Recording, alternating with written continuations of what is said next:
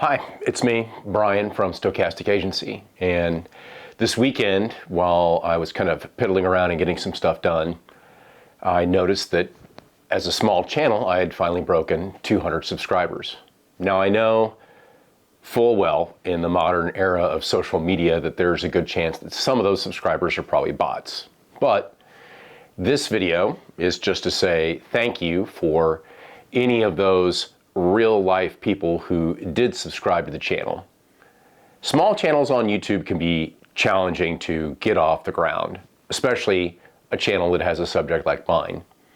Now you might think that in the range of tabletop role-playing games that it would be pretty easy to get a channel up and going. And that's true if you do what most YouTube advice says, and that's to find your niche, right? If I did videos on D&D, I really just don't think I have much to add that most people are already talking about. There's only so much you can say about old D&D, new D&D, and all of the D&D variants, remixes, derivations, deviations, and the way that the game has evolved in the last 50 years.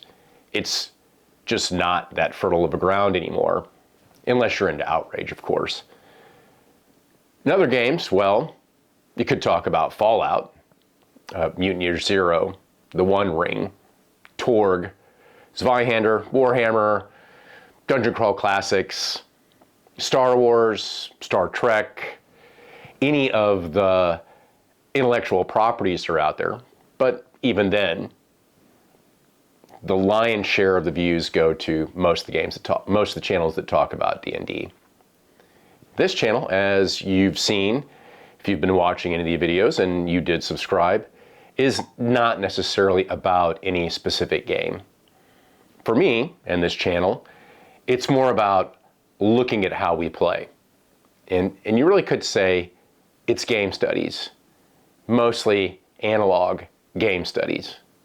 And that's not always a topic that is at the top of everybody's mind when they use terms like, or use phrases like, it's all about just having fun, we're just here to have a good time, and all that.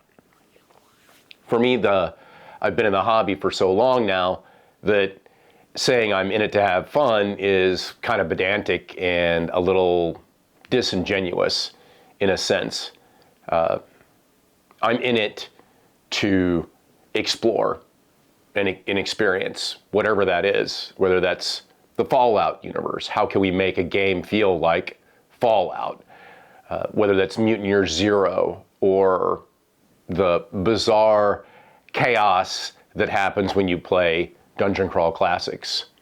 The nitty-gritty, grim darkness of Warhammer, or the exploration of the multiverse as an invasion force in a game like Torg, you know, that other role-playing game. It's challenging to get a channel like this to have any momentum because you don't really have, well, you kind of have a target audience. I am looking for people who think about games, who want to discuss subjects of play, of analog game playing, more specifically, those games that take place at the table. And that's really why I kind of don't do the normal advice stuff. I don't sit at your table. I don't know your players. I might have read the game that you're playing.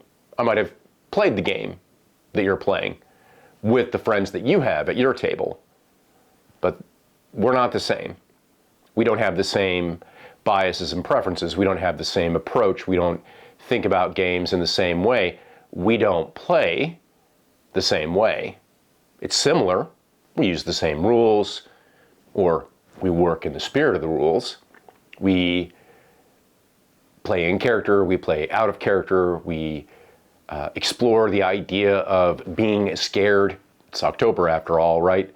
This time of year, of being scared at the tabletop. what does that mean? Does it mean I need to be scared? Should my character be scared? How do I show a character being scared? And that's the crux of game studies in this fashion. How do you play? That's really why this channel exists. And it's exploring that through all the various different game systems, all the various different game mechanics, whether that's reading actual game books or literally reading books about play and game studies journals. So for those of you, the 200 that are actually real people, this is a genuine thanks. I appreciate your subscription and I appreciate the time that you spend. Granted, this last video that I posted up was pretty disjointed. It's not my normal thing. I don't really do unboxings and I don't really do game reviews. I'm a little suspicious of channels that focus on game reviews. But I hope, and the intention is, that you do find something useful.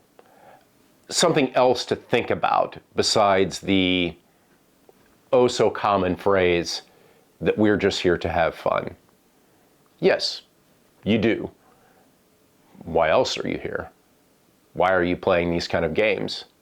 And if you've been in the hobby long enough, you may have wandered into different fields that have influenced how you play, how you think about the experience you have with your friends as a social get-together at the table. Some people are lighthearted and some people want to explore comedy and they just want to kind of cut loose. And some people, from time to time, want to, and to use the oh so not fun phrase, just want to be serious about it for a little bit and think a little bit more beyond campiness and tongue-in-cheek humor and the constant quotes of pop culture that go on. It's hard not to have that influence at the table. It does take a conscious effort, but there are a lot of ways that you can think about it. And a channel like mine wants to explore that. And so for the 200 people, or of the 200 subscribers that are real people, again, thanks. And I hope that you will tune in to keep watching for a different view, a different way to think about games, if this is something that you're really interested in.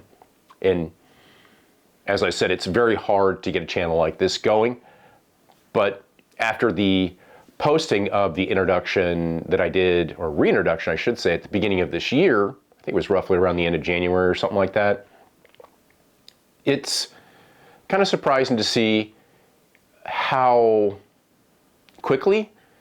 I did think it would take a lot longer to get to just 200 subscribers, but we'll see. And here's looking forward to the rest of the year. October, November, December. As everyone starts to come inside, maybe not as drastic as COVID, right?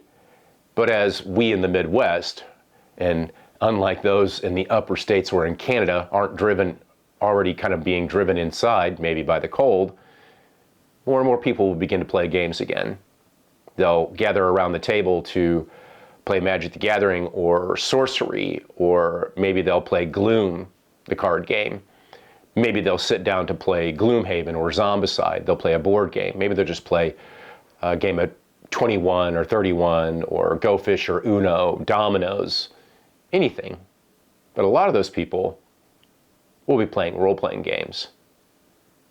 So here's to looking towards the future and finishing out the year. We'll see what we happen to have by the time we get to the end of December.